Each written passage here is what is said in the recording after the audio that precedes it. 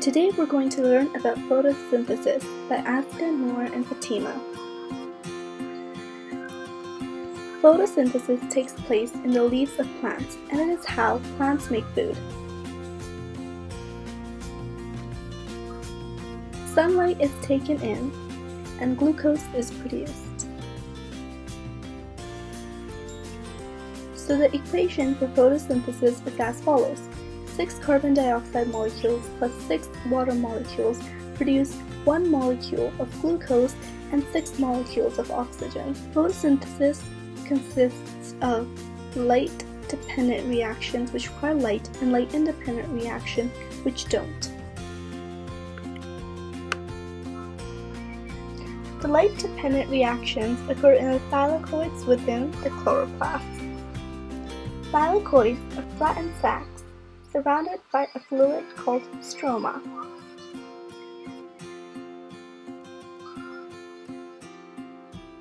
Within the thylakoid membrane, there are 2 photosystems that use chlorophyll, a green pigment, to absorb sunlight. They are labeled photosystem 2 and photosystem 1 in order of discovery.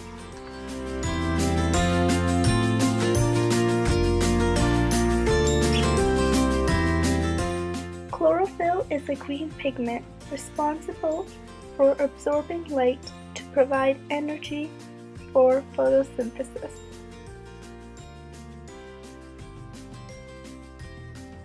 There are many types of chlorophyll, such as A and B.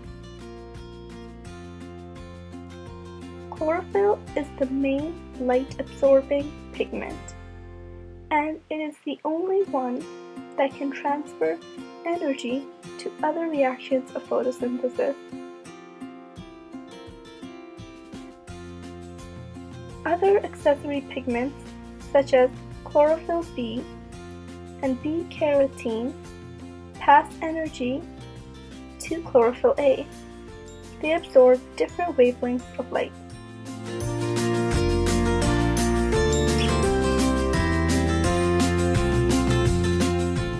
The light-dependent reaction occurs when water is split by photolysis. This releases hydrogen ions and oxygen as a byproduct. These excited electrons are passed from one protein carrier of the electron transport chain to another. As they do so, they lose energy little by little.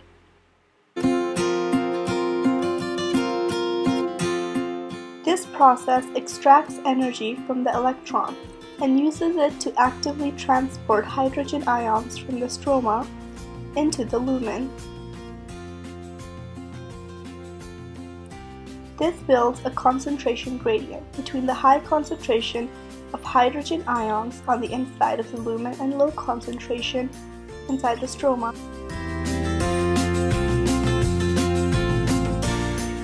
At the end of each photosystem is a special protein called ATP synthase.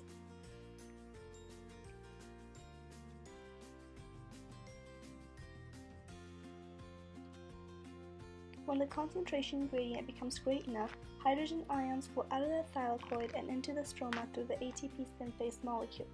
The energy released is captured and attaches ATP to P, forming ATP. This process is called chemiosmosis. The ATP produced will be used in the light-independent reactions.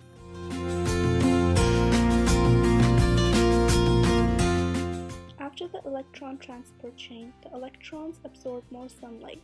Electrons are transferred to NADP+ to form NADPH, which is an electron carrier. The products of light-dependent reactions, ATP and NADPH, move from the thylakoid into the stroma for light-independent reactions. This is a summary of light-dependent reactions. During light-dependent reactions, sunlight and water are taken in and oxygen is produced.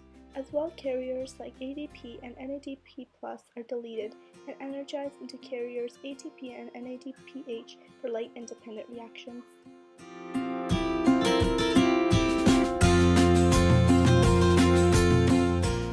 In light-independent reactions, the energy of ATP and the electrons from NADPH are used to reduce carbon dioxide to make pGal.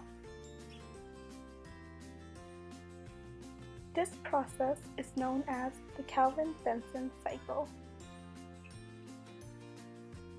The goal is to convert the 5-carbon compound RUBP into a 6-carbon glucose. The missing carbon is provided by carbon dioxide, so the cycle starts with CO2 combining with RUBP to form a 6-carbon compound. This splits into two 3-carbon compounds called pGals with the help of NADPH's hydrogen and ATP's energy. From there, the pGals can either be used to form glucose or keep the cycle going. Therefore, the cycle has to go 6 times to form 1 molecule of glucose.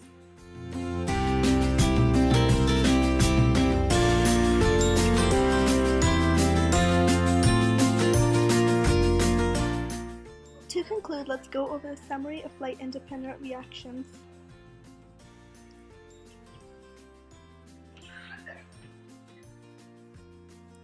Carbon dioxide, ATP, and NADPH are taken into the cycle and glucose is produced.